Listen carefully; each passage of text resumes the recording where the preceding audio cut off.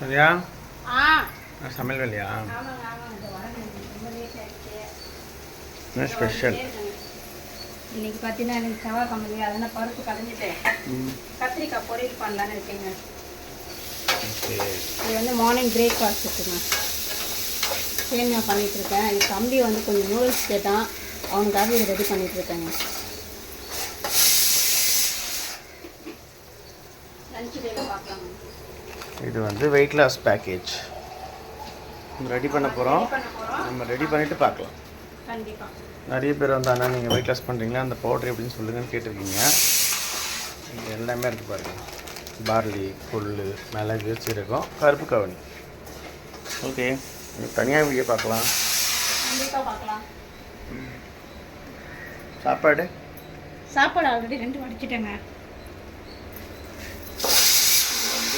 பருப்பு வச்சுருக்கேன். ரோஸ்ட் சேமியா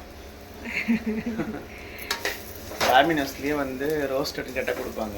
ரொம்பவே நல்லா இருக்கும். ஆனால் பாயசத்துக்கும் செய்யலாம், சூப்பராக இருக்கும், நல்லாயிருக்கும், டேஸ்ட்டாக இருக்கும். எப்பவுமே நான் அதான் பண்ணுவேன்.